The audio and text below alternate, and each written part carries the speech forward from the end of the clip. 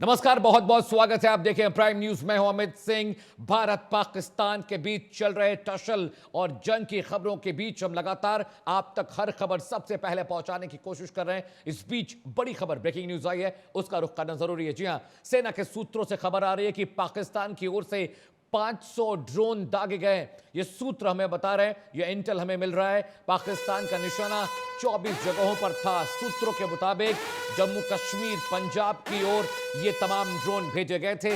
राजस्थान, गुजरात की ओर से भी ये दागे गए थे। भारत ने पाक के सभी ड्रोन को मार गिराया है। कल रात 500 से ज्यादा ड्रोन पाकिस्तान की ओर से भारत में दागे गए थे। मैं आपको फटाफट शहरों के नाम बता देता हूं। राजस्थान, जम्मू कश्मीर, पंजाब का भटिंडा, चंडीगढ़ और इसके बाद पठानकोट, अमृतसर, फगवाड़ा, ये तमाम वो इलाके हैं जहां पर पाकिस्तान की ओर से ड्रोन भेजे गए थे। लेकिन भारत के air defence system which is S-400 ने इन तमाम हमलों को नाकाम किया है। कल 15 मिलिट्री इंस्टॉलेशन जो भारत के थे वहां पर पाकिस्तान ने हमला किया था। कुल 27 ऐसे शहर थे भारत के जहां पर रॉकेट दागे गए थे। सबसे बड़ा हमला जम्मू में हुआ, वहां पर करीब 27 मिसाइलों को, रॉकेट्स को हमने नाकाम किया था। साथ ही साथ करीब 15 के आसपास ड्रोन अटैक हुए थे जम्मू में, जिसमें से 2 यूनिवर्सिटी के पास गिरा, एक रेलवे स्टेशन पर गिरा और एक जम्मू एयरपोर्ट को भी थोड़ा नुकसान पहुंचा। इसके अलावा श्रीनगर की बात करें, अवंतीपोरा और श्रीनगर में भी कल ड्रोन से हमले हुए हैं। इसके अलावा तमाम इलाके जहां पर हैवी शेलिंग हुई है, उन इलाकों के नाम आपको फटाफट बताते हैं। 500 से ज्यादा ड्रोन पाकिस्तान की ओर से दागे गए थे। सबसे पहले सांबा, राजौरी, पुंछ, ये वो तमाम इलाके हैं जहां पर हैवी शेलिंग हुई है। उरी पर भी बहुत हैवी शेलिंग पाकिस्तान की ओर से की गई, जहां पर कुछ लोग जख्मी हुए हैं। हालात वहां पर नियंत्रण में है, लेकिन चौकसी लगातार बढ़ी हुई। और ग्राफिक्स के जरिए जरा आपको हम समझाते हैं कि किस तरह से भारत और पाकिस्तान के बीच की जंग और इंटेंस हो चली है। आईएनएस विक्रांत की खासियत समझिएगा, अकेला पाकिस्तान को तबाह कर सकता है। कराची में कल रात भयंकर तबाही आईएनएस विक्रांत ने मचाई है। नौसेना की शक्ति का प्रतीक है। 30 फाइटर जेट, इसे हम आराम से उस पर कैरी कर सकते हैं। एक चलता फिरता शहर है जहां पर हम एक बड़े जंगी बेड़े के साथ किसी पर भी हमला कर सकते हैं। MiG-29 फाइटर जेट्स की एक बड़ी फ्लीट को अपने साथ ले जा सकता है।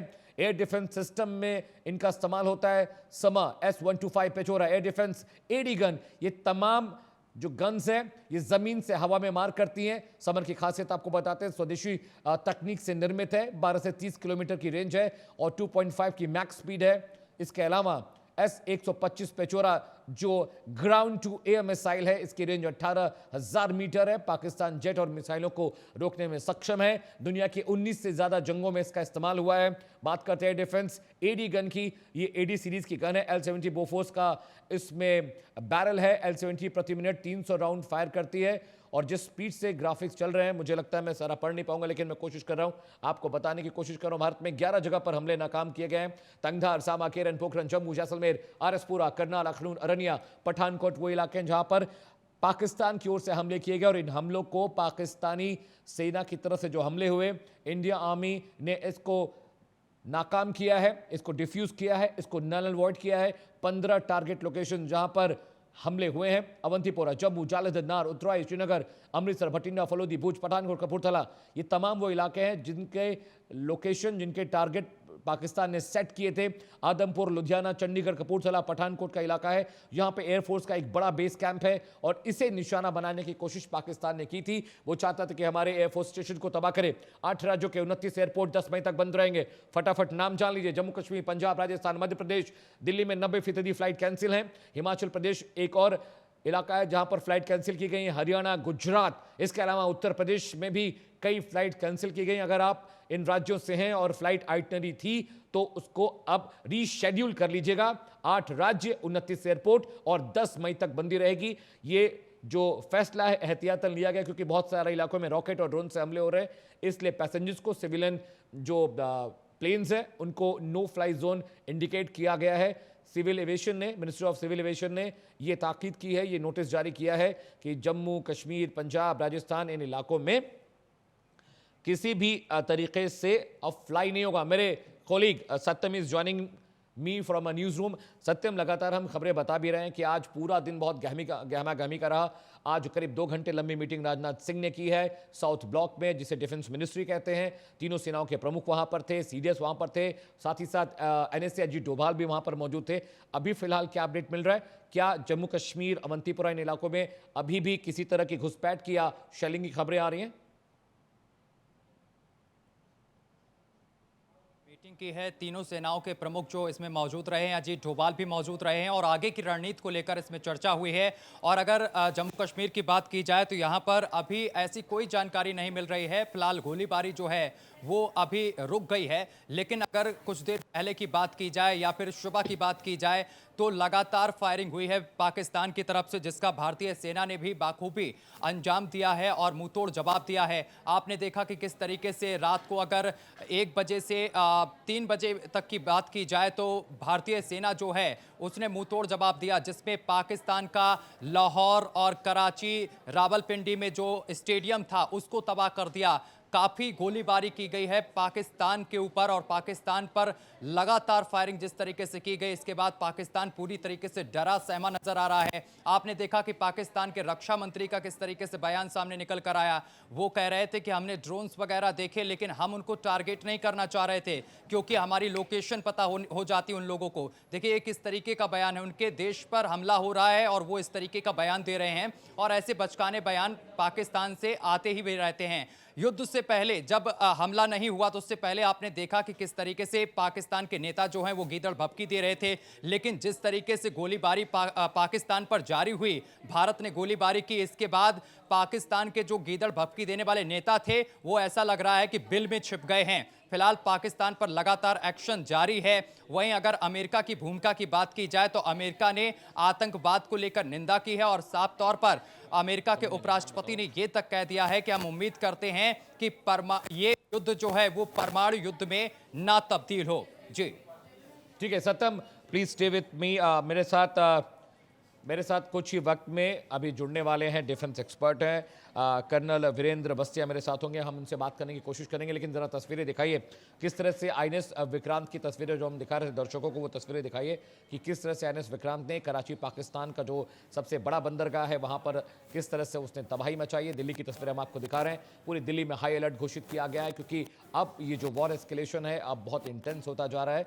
इसलिए पंजाब, हरियाणा, चंडीगढ़, इसके अलावा जम्मू कश्मीर और जो इलाके बॉर्डर पर हैं, चाहे वो राजस्थान की बात कर लीजिए, वहां पर अभी सिक्योरिटी ज़्यादा बढ़ा दी गई है। वहां पर सायरन बज रहे हैं, पूरे इलाके को इवैक्यूएट करा लिया गया है और लगातार ये कोशिश की जा रही है कि किसी भी तरीके से अब जो सिचुएशन है वो अंडर कंट्रोल हो जाए, उस सिचुएशन को जल्दी से कंट्रोल किया जाए। लेकिन कल रात जिस तरह से हमने पाकिस्तान पर रिटेलिएट किया है, पाकिस्तान खौफ में है, डरा हुआ है और दुनिया भर से हाथ फैलाकर प्रार्थना कर रहा है कि अब भारत की ओर से कोई हमला ना हो।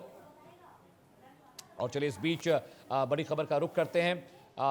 Big breaking news is coming in. IMF से मिलने वाले लोन को लेकर आज फैसला हो सकता है। जी हां, इंटरनेशनल मॉनेटरी फंड आज तय करेगा कि नया लोन लेना है देना है नहीं, क्योंकि क्लाइमेट रेजिलियंस लोन प्रोग्राम के तहत काफी बड़ा पैसा पाकिस्तान को दिया जाना था। करीब 11,113 करोड़ की राशि पाकिस्तान को आईएमएफ के जरिए मिलने वाली थी, लेकिन अभी इस पे फैसला होना बाकी है। अपने भीतर झांक कर डिसीजन ले, ये बात आईएमएफ को भारत ने कही है। लोन राहत पैकेज से आतंकवाद फैलाता है पाकिस्तान। तो देखिए, जो स्टिमुलस पैकेज देने की बात आईएमएफ पाकिस्तान के लिए कर रहा है, उन पैसों का इस्तेमाल आतंकवाद में होगा, हथियार खरीदने में होगा, आतंकी फंडिंग में होगा, आतंकवादियों को ट्रेनिंग देने में होगा। और इसीलिए भारत सरकार यह बात कह रही है कि इंटरनेशनल मॉनेटरी फंड यानी आईएमएफ इस बात को सोच समझकर आगे बढ़े कि जो पैसा वो मदद के तौर पर पाकिस्तान को देना चाहती है, वो पाकिस्तान उनका इस्तेमाल कहां करेगा? वो हथियार खरीदने में करेगा, वो आतंकवाद फैलाने में करेगा, वो आतंकियों की फंडिंग में करेगा। यानी जो आतंकवाद का जहर दशकों पहले पाकिस्तान की जमीन पर बोया गया, उसको अब पालने पोसने का काम ये पैसा करेगा। और मेरे साथ रिटायर्ड कर्नल वीरेंद्र बस्तिया जुड़ रहे हैं। Is a defence expert, ex army personnel. Sir बहुत बहुत स्वागत है। मैं अमित बोल रहा हूँ। धन्यवाद। मेरा सवाल सर आपसे यही था कि अभी जिस तरह का वॉर एस्केलेशन हुआ है, कल रात भर हमने पाकिस्तान के मुख्तलिफ इलाकों में हमले किए हैं, चाहे वो रावलपिंडी हो, पेशावर हो, सियालकोट हो, इस्लामाबाद हो। कराची एयरपोर्ट से खबर आ रही है कि वहां पर जो कराची का पोर्ट है वो हमारे आईएनएस विक्रांत ने तबाह और बर्बाद कर दिया है। Sir, as of now how do you see it? यहां से वॉर किधर जा रहा है, कितना एस्केलेशन हो रहा है? देखिए, सबसे पहले तो ये तो हमको देखना है कि ये युद्ध जो अभी शुरू हुआ है ये जी। हमारा पर थोपे दे गया है। जी।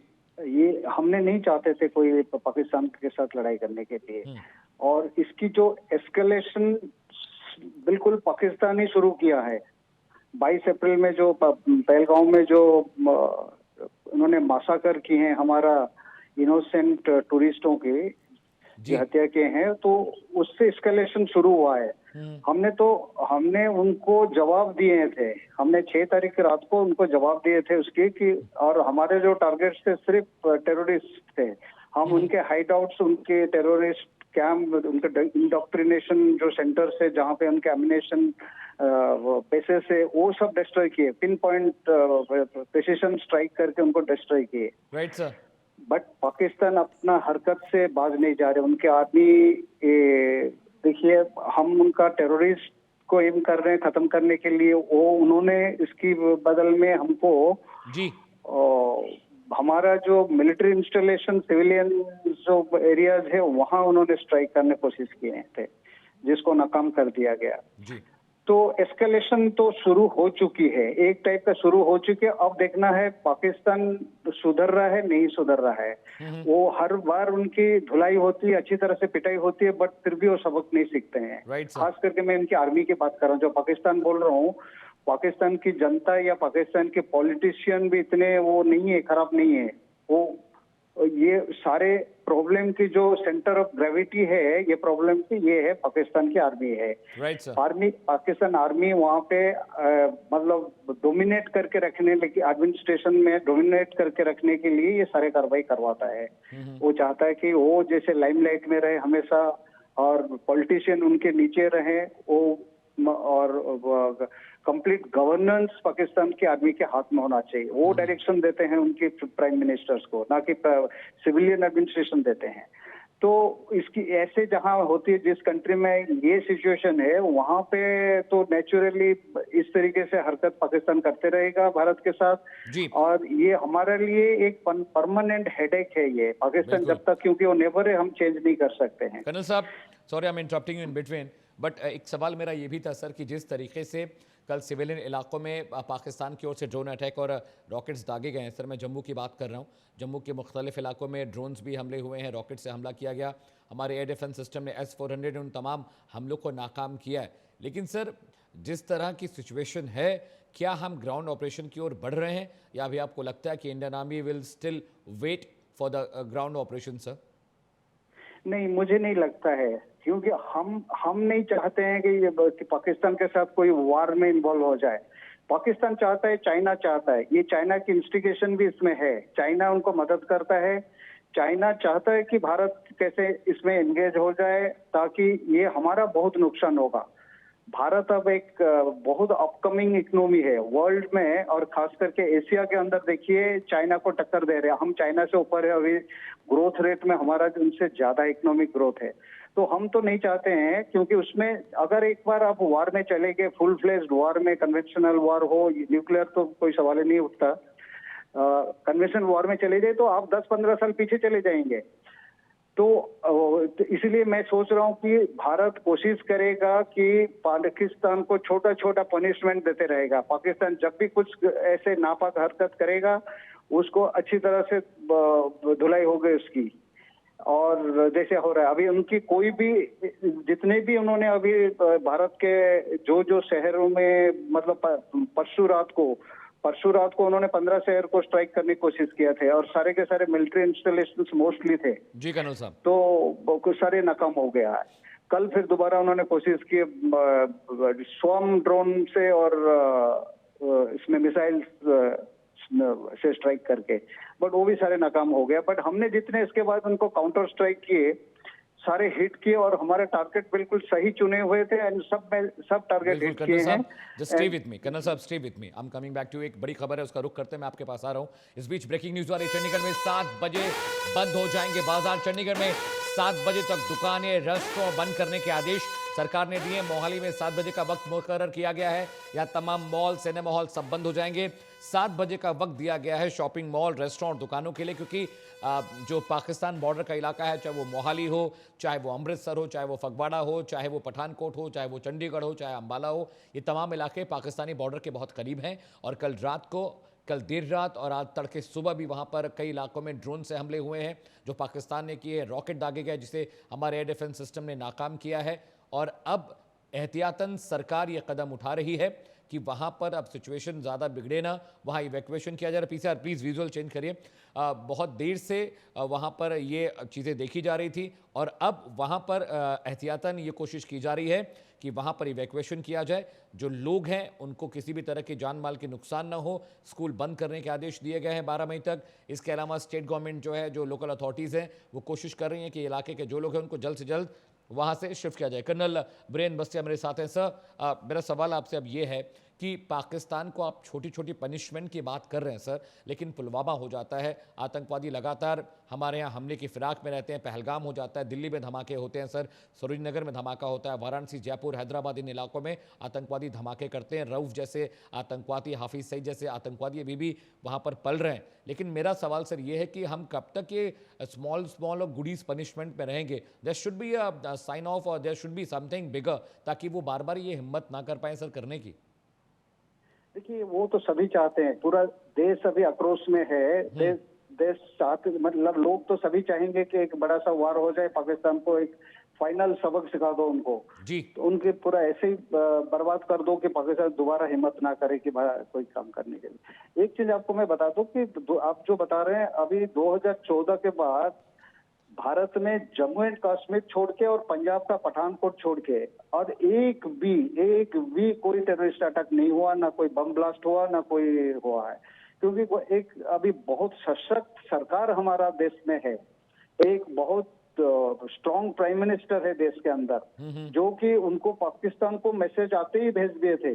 उसके बाद जो पाकिस्तान ने जो हिम्मत किया था, उरी का इंसिडेंट या पुलवामा का इंसिडेंट के बाद जो सर्जिकल स्ट्राइक करके या बालाकोट में एयर स्ट्राइक करके बहुत स्ट्रॉन्ग मैसेज दे दिया था, उसमें काफी सुधर गया था पाकिस्तान। और जैसे पहले हर रोज जो यहाँ पे भारत में कहीं ना कहीं एक बम ब्लास्ट होता था, कहीं लोग मरते थे, वो तो डेफिनेटली बहुत कम होगा। इवन जम्मू एंड कश्मीर के अंदर भी देखिए काफी मात्रा में ये कम हो चुकी है।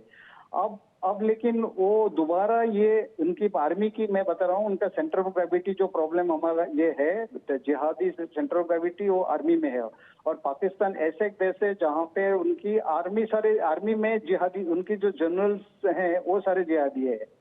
तो उसको क्या करें, उनको तो मतलब सुधारना इतना मुश्किल है, क्योंकि वो चाहते किसी भी तरह से लाइमलाइट में रहे। और उसके पाकिस्तान में अगर लाइमलाइट में रहना है या टॉप में रहना है, डोमिनेट करना है, तो कश्मीर इशू उनका मुद्दा हमेशा उसको चलाना चाहिए। तो ये मुझे लगता है, ये जब तक आर्मी को उनका जो पाकिस्तान की आवाम अगर उनको दबा नहीं देते हैं, कि उनकी हाथ से पावर छीन नहीं लेते हैं, तब तक ये प्रॉब्लम भारत को तो करना ही पड़ेगा। नेबर हमारा है, हमको ये सहना पड़ेगा हमको।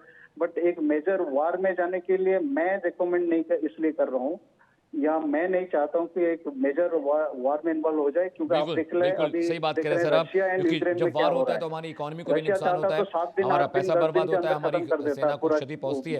कर्नल साहब, एक सवाल मैं ये भी समझना चाह रहा था। यूनियन उसमें ज्वाइन कर कर्नल लिया। साहब मुझे सुन पा रहे हैं? सिमिलरली अगर हम कर्नल साहब, कैन यू हियर मी? कल उसके उनके साथ चाइना आ जाएगा, फिर उधर से टर्की आ जाएगा, फिर कर्नल साहब, अजरबैजान क्या आ आप मुझे सुन जाएगा। पा रहे हैं? ऐसे ऐसे जो कंट्री है, कुछ इस्लामिक करते रहेगा। अभी भी देखिए पाकिस्तान जितना ड्रोन कल कर्नल साहब, कैन यू हियर मी?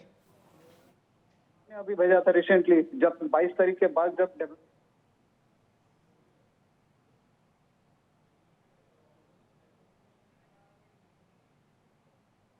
चलिए कर्नल वीरेंद्र बसिया, बहुत बहुत शुक्रिया फॉर दिस इनपुट्स। आप बहुत ब्रीफली हमें बता रहे थे कि वॉर में नहीं जाना क्यों ज़रूरी है और हम पूर्ण वॉर डिक्लेयर क्यों नहीं कर सकते हैं। ये तस्वीरें भी हम आपको दिखा रहे हैं, ज़रा तस्वीरों को देखिएगा। ये आईएनएस विक्रांत की फ़ोटो है, इमेजेस हैं, पिक्चर्स हैं। यही हमारा ये जो आपको तस्वीर दिख रही है, ये कोलकाता क्लास का डिस्ट्रॉयर है। ये हमारी न्यूक्लियर सबमरीन है। पीसीआर प्लीज़ आईएनएस विक्रांत की पिक्चर्स दिखाइए। और आईएनएस विक्रांत के बारे में मैं आपको बताऊं, समझिए कि ये कितना बड़ा वॉरफेयर शिप है। आईएनएस विक्रांत के बारे में समझिएगा। इसमें 1600 जो नेवल सैनिक हैं वो काम कर सकते हैं। तस्वीरें विक्रांत हम आपको दिखा रहे हैं, समझिएगा। विक्रांत एक ऐसा आईएनएस है हमारे पास जिस पे कम से कम 250 से ज़्यादा हम मिसाइल्स कैरी कर सकते हैं। सुखोई, मिराज, इसके अलावा राफेल को हम इस पर कैरी कर सकते हैं। 30 फाइटर जेट एक साथ इसके हैंगर पर पार्क हो सकते हैं। इनके पास पिनाका, अंतरिक्ष, साथ ही साथ धनुष, बराक जैसे टारपीडोज हैं जो पानी के अंदर से ज़मीन पर मार कर सकते हैं। और जो अभी तस्वीर आप देख रहे हैं, ये कोलकाता क्लास डिस्ट्रॉयर है जिससे डिप्लॉय कल रात अरेबियन सी में इंडियन नेवी ने किया था। और देखिए, कल रात को ये डिप्लॉय होते हैं और सुबह से पहले कराची को तबाह और बर्बाद कर दिया। जो इनपुट्स हमें मिल रहे हैं, हमारे आईएनएस विक्रांत ने कराची में बहुत तबाही मचाई है। कराची एक तरह से पाकिस्तान का इकोनॉमिक बैकबोन है क्योंकि सारा सामान, सारे हथियार कराची के जरिए ही आते हैं। और इसीलिए आपको याद होगा 71 की जंग में हमारी नेवी ने कराची एयरपोर्ट को तबाह और बर्बाद किया था, उस पोर्ट को, जिसकी वजह से पाकिस्तान को वो जंग हारनी पड़ी थी। और कुछ ऐसा ही टैक्टिकल जो हमारा सिनेरियो इस बार भी है। कराची में कल रात को बहुत हैवी शेलिंग हुई है, वहाँ पर बड़े हमले किए हैं भारतीय नेवी ने, जिसके बाद वहाँ पर हालात बहुत ख़राब हो गए हैं। और एक और हमारा शूरवीर है जिसे हम कहते हैं S-400 एयर डिफेंस सिस्टम जो हमारा है, जिसने कल जम्मू में तमाम रॉकेट हमले, तमाम ड्रोन्स के हमलों को नाकाम किया है। चाहे वो पंजाब की बात कर लीजिए, चाहे वो राजस्थान की बात कर लीजिए, या फिर जम्मू का सांबा सेक्टर हो, उरी हो, पुंछ हो, इन इलाकों में जो हमने S-400 air defence system active किया था, उसने तमाम जो हमले हुए, चाहे वो रॉकेट से हमले हुए हों, चाहे वो ड्रोन के जरिए हमले हुए हों, उसे नाकाम किया। मेरे कलीग इस वक्त न्यूज़ रूम से हैं मेरे साथ, सत्यम। हम लगातार ये बताने और समझाने की कोशिश कर रहे हैं, हमारे डिफेंस एक्सपर्ट भी वो कह रहे थे कि there is no time for a war, क्योंकि अगर हम जंग में जाते हैं तो 15 साल हम पीछे हो जाएंगे। लेकिन अभी जो अपडेट हमें मिल रहा है कि पाकिस्तान अभी भी कुछ इलाकों में रिटेलिएट कर रहा है, अभी भी शेलिंग और गोलीबारी चल रही है। बिल्कुल अमित, अभी कुछ इलाकों में लगातार रुक रुक कर गोलीबारी चल रही है। ये ताज़ा अपडेट हमें मिल रही है कि कई इलाकों में, अगर पुंछ की बात की जाए तो यहाँ पर भी पाकिस्तान की तरफ से रुक रुक कर फायरिंग हो रही है, लेकिन इसका जवाब जो है वो भारतीय सेना जो है वो लगातार दे रही है। अभी आप एक चीज़ का जिक्र कर रहे थे कि चंडीगढ़ और अंबाला जो है, इन जगह पर जो मार्केट हैं, जो रेस्टोरेंट हैं, वो आज बहुत जल्द बंद हो जाएंगे, यानी कि शाम के वक्त यहाँ पर अलर्ट रहेगा। तो आपको ये भी जानकारी दे दें कि यहाँ पर ये जानकारी मिल रही है कि ये जो क्षेत्र है, यहाँ पर दरअसल सेना की वेस्टर्न कमांड है और NIA का दफ्तर भी है और अंबाला में एयरफोर्स स्टेशन भी है।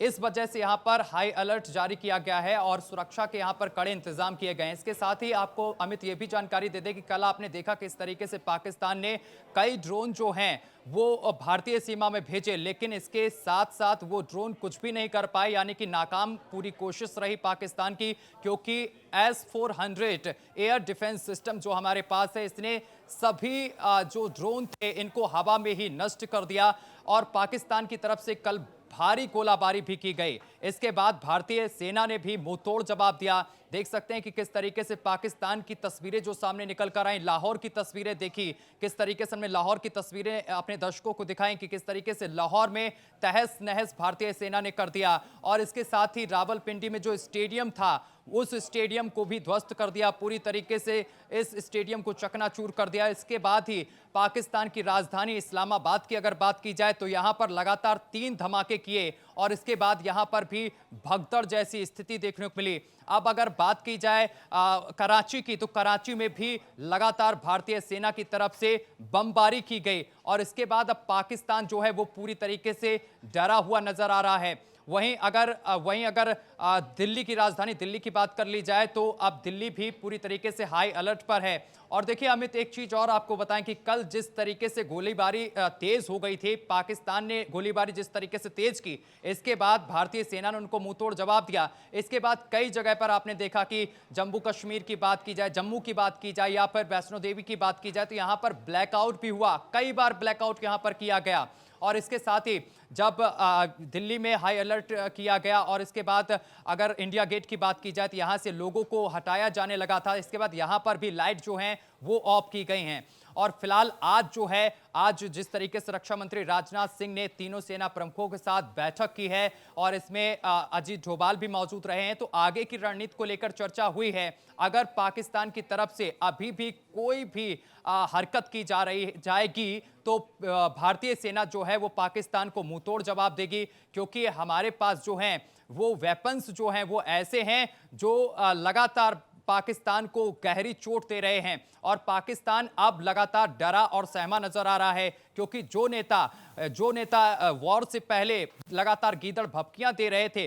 ठीक है सत्यम, मैं आ रहा हूं आपके पास। इस वक्त एक बड़ी खबर है, भारतीय रणबांकुरों का एलओसी पर पराक्रम। बड़ी खबर एलओसी से आ रही है, पाकिस्तान की नापाक हरकत का भारतीय सेना मुंह तोड़ जवाब दे रही है। पाक आर्मी के बंकर्स पर बम और गोलियां भारतीय सैनिक बरसा रहे हैं। तो ये बड़ी खबर हम आपको बता रहे हैं। लाइन ऑफ कंट्रोल पर कल रात से लगातार हैवी शेलिंग हो रही है और अब खबर आ रही है कि हमारे जो सैनिक हैं, हमारे जो आर्मी पर्सनल्स हैं, वहां पर वो रिटेलिएट कर रहे हैं। एक हैवी शेलिंग की खबर है एलओसी पर। जो पाकिस्तानी बंकर्स हैं वहां पर हम बम और गोलियों की बौछार कर रहे हैं। और कल रात से ही सांबा, उरी, उधमपुर, इसके अलावा जैसलमेर का इलाका, इन इलाकों में बहुत शेलिंग हुई है। इस बीच एक और बड़ी खबर, भारत का एयर डिफेंस सिस्टम एक्टिव हो गया। ये खबर है, संयम और समझदारी से जवाब दिया इंडियन एयरफोर्स। ये कह रही है क्वास और एड गन का भी इस्तेमाल इंडियन एयरफोर्स ने किया है पाकिस्तान को सबक सिखाने के लिए। एयरफोर्स कह रही है हमारा एयर डिफेंस सिस्टम अभेद्य है, हर वार का संतुलित जवाब दिया जा रहा है। तो इंडियन एयरफोर्स ने जिस तरह से आतंकवादी ठिकानों पर हमले किए, उसके बाद कल पाकिस्तान के अलग अलग शहरों में हमले हुए हैं, उसके बाद से पाकिस्तान डरा हुआ है, सहमा हुआ है। तमाम बड़ी खबरों को हम लगातार ट्रैक कर रहे हैं, तमाम बड़ी खबरों को। यहां रुक रहे हैं छोटे से ब्रेक के लिए, लेकिन ब्रेक के बाद भी पाकिस्तान भारत से जुड़ी हर तस्वीर, हर अपडेट सबसे पहले आपको प्राइम न्यूज पर दिखाएंगे।